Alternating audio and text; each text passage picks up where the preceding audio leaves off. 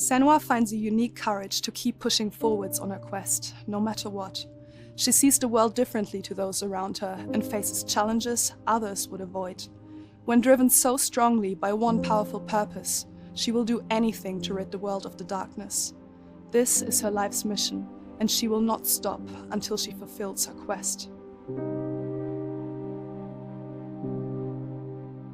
My name is Eddie, and I have lived with psychosis for most of my life.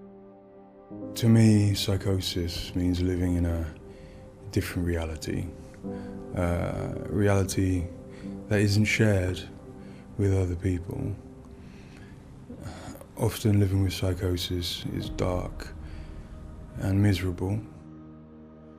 While experiencing psychosis, I've got to hear the voice of God, the opposite, seen and spoken with angels, and been to hell itself. Recovery college and peer support really did turn my life around. I thought I would never get better, and yet here I am.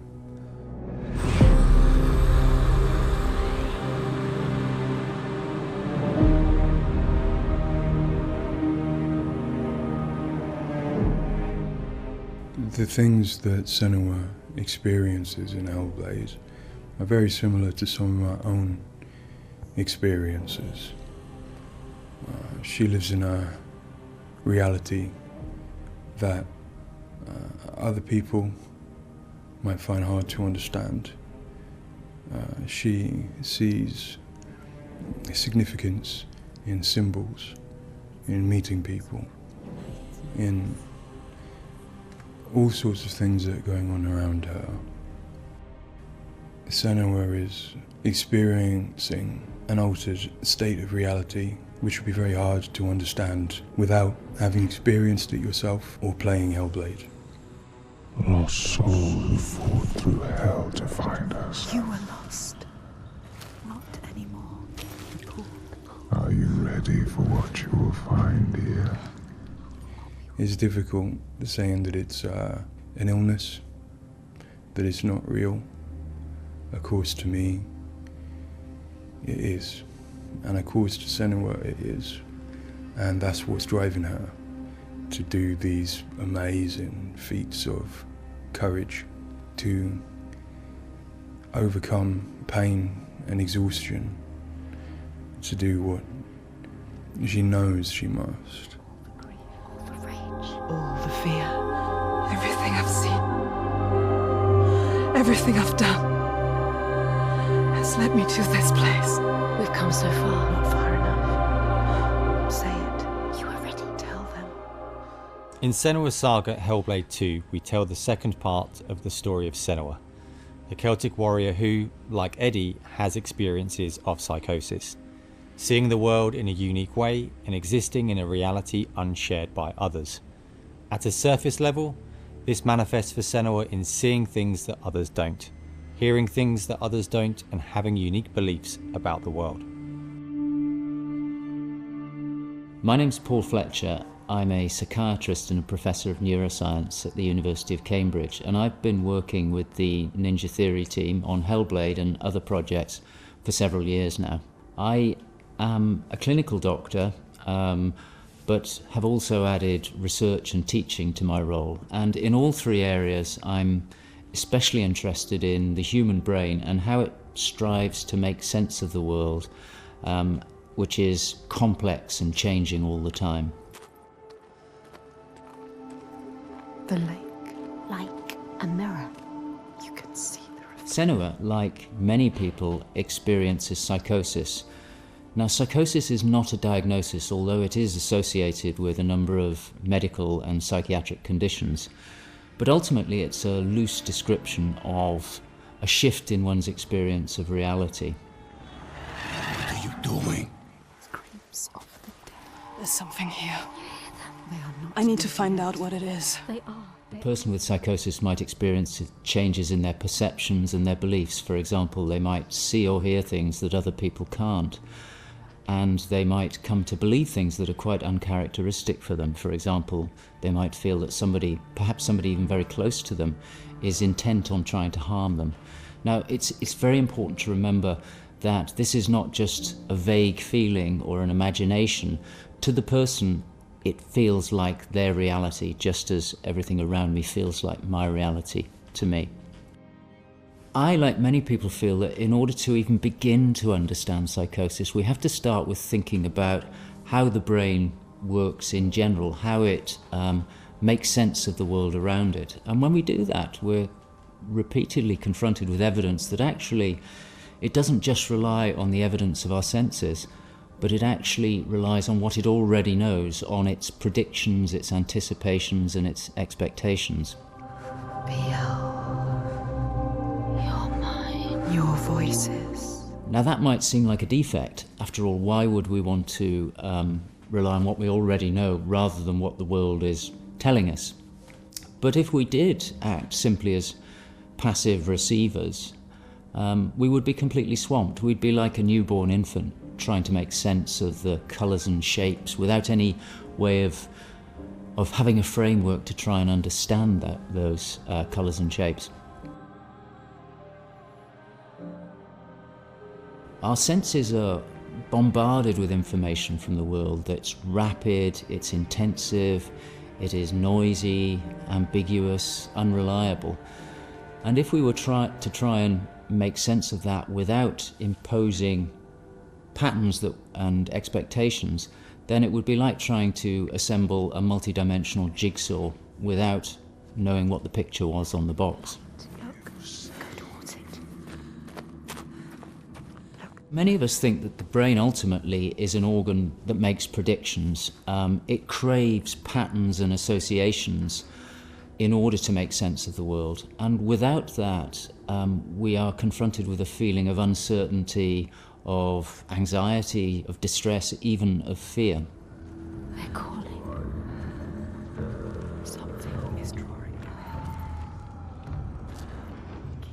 Where do these predictions come from? Many of them are actually embedded in the structure of our brain, probably wired there by evolution. Many of them come from our earliest experiences as babies, trying to make sense of this new world that we're born into. Many come from our early childhood experiences, from what we learn from others and how we interact with others, from our parents, our teachers, our friends.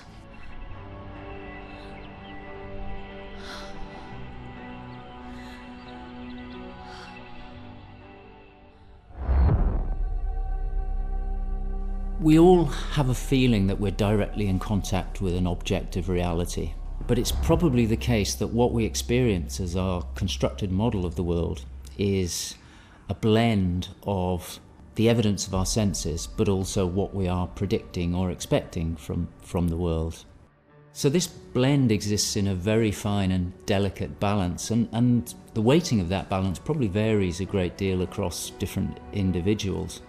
But crucially, this balance is what determines how we experience and interpret and act upon the world. And some of them are embedded in shared experiences with others, our society, our culture, our arts, even our religions and our mythologies. So for the most part, this works very well for us and enables us to make sense of the world, but it's also, being a delicate balance, it can be shifted, and it's very easy, even under the most normal day-to-day circumstances, to deviate from objective reality. A good example of this is the hollow mask illusion. All of us are familiar with a mask. We know that it depicts a face and that the inside is hollow. But when we see the mask rotating round and we see the hollow side, there is a deeper prediction, probably embedded in our brain, that facial features tend not to be hollow, that they stick out.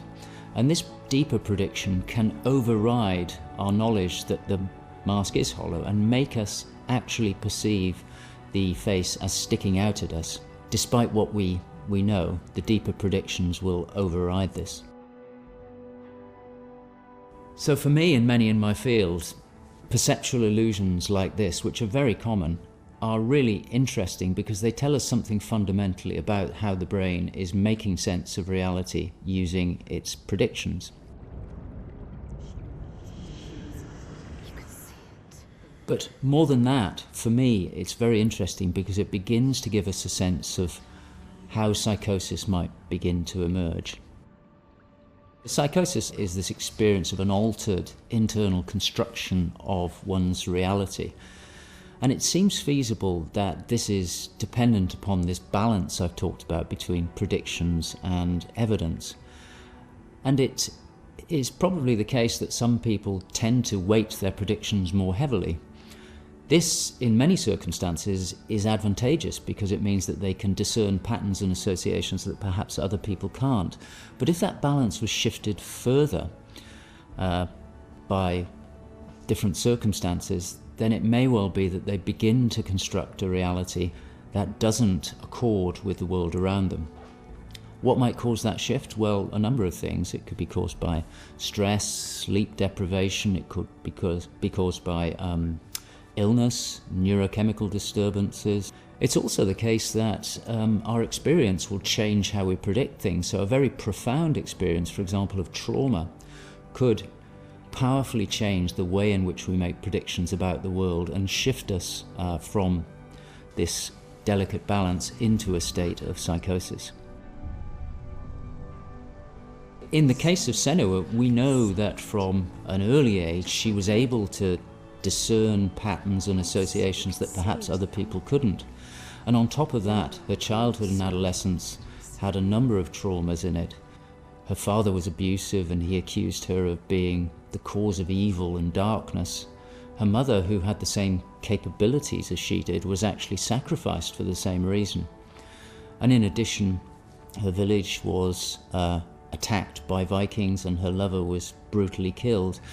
And it's possible that all of these traumas would act on her natural tendencies to topple her into this psychotic experience that is depicted in Hellblade. With every defeat, the dark rot will grow and soon it will take her soul.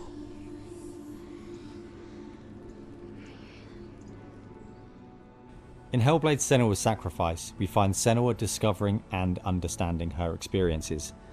They're relatively new to her, and the pain and torment feels at its most acute.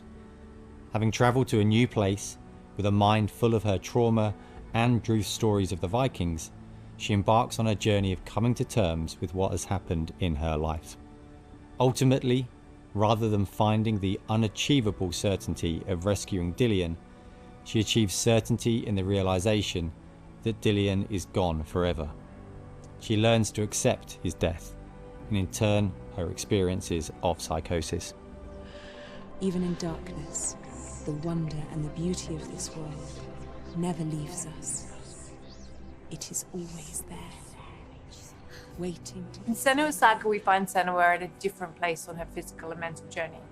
Empowered with the sense that she has overcome her own darkness, she's now compelled to follow a new quest, to save her people from that same darkness. You smell their fear. He's here. Death is coming. Look at the bones. Death is coming. Look at the bones. That's going to be you. That's going to be everyone.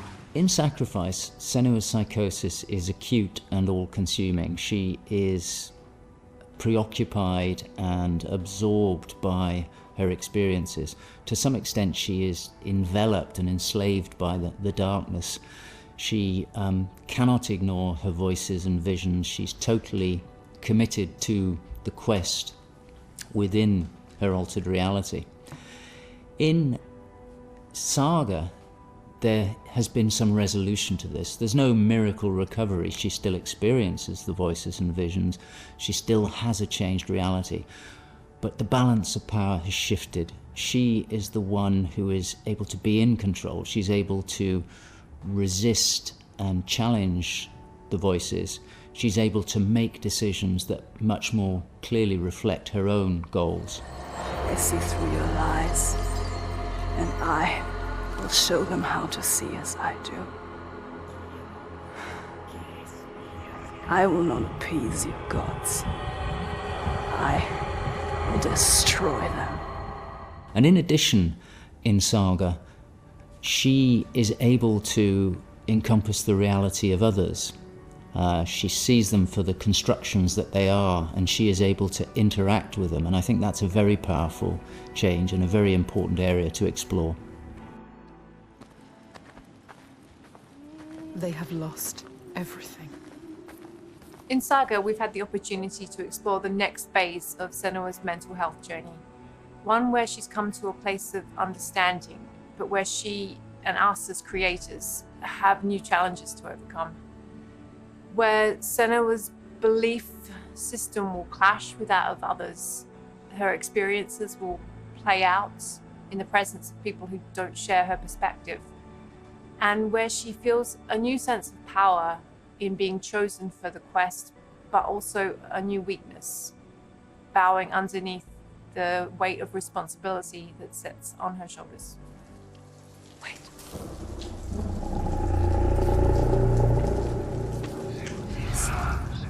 In Saga, we have once again utilized binaural audio to bring Senua's voices to life. Her furies still travel with her, but their tone has changed this time. She continues to be haunted by her father, and she starts to feel the audial presence of Icelandic myth infecting her mind. That scream. That voice. Something dark, Senua. You need to go up there. Don't let them see you coming. You need to find out. Don't let the monsters find you. You can do this, Senua. To hear the world as Senua does, we spend time with people with lived experiences of psychosis, and also with Paul Fletcher. This made a strong basis of what it is to hear voices, what they say, how they sound, how they change or react to external stimulus. And this paired with all we learned from the first game, Hellblade Senua's Sacrifice, led us to create Senua's own sonic version of reality. To me, it's a privilege to sit in a room to play our game, and as we progress, hear their comments, thoughts and suggestions. Each one provides a different perspective, and I find especially inspiring and humbling to hear from Eddie his own experiences. Especially, I find he has a way of putting very complex emotions, situations, in a very simple yet poetic way, and it's really inspiring for me when I'm thinking in Senua's journey. We use binaural audio to bring 3D space in the headphones. This allows to experience the voice hearing and other sounds with a physical sense.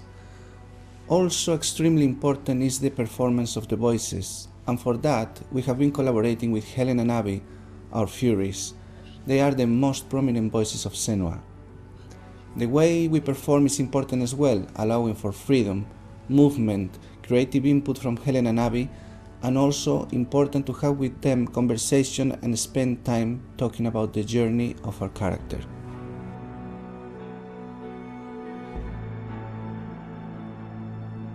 There is a lot of time gone into experimentation, so every sound in the game is connected in some way with the emotion that Senua is experiencing as she travels through Iceland, from the sounds of the nature to some of the musical moments. What's a sign? Beyond of its uniqueness or not, I find that for me, something extremely important is to create a connection beyond the game. So in understanding Senua's own reality and going on a journey with her, I hope our players will understand better how people experience reality different, and in doing so, I feel we break those walls that keep us distant and lonely. My brothers used to come here to practice fighting. Sneak out. Follow them. For Saga, in order to bring Senua's experiences of hallucinations to life, it was very important for us to listen to people's real lived experiences. It was then a case of thinking about how Senua's world and reality might look when faced with these types of examples. This would have been impossible without Paul Fletcher and amazing people like Eddie and Kathy, who've been so open and honest about what they have been and do go through on a day-to-day basis. I think it takes real strength to be able to talk about such personal things to a new group of people. On the visual side, we have lent into things like repeating fractal geometry shapes, cymatic patterns, with lighting and post-processing changes to all help reflect the current feelings of Senua. And hopefully, when combined with the audio and gameplay, the player will get a sense of what we are aiming to achieve. Dying right before your eyes, just just like before. No, this cannot happen again. You couldn't do anything. We have to stop it happening. Face it. You need to face it. Focus. You need to look at it. In Sacrifice, we saw a story of Senua's suffering at the hands of her experiences. In Saga, we're telling a more nuanced story of the next step on her journey. One where she has found a greater balance, but where her experiences are just as strong. Where rather than being a victim to her experiences of psychosis, she is driven by them on a path that only she sees. Bringing sin with you. The gods cannot be killed.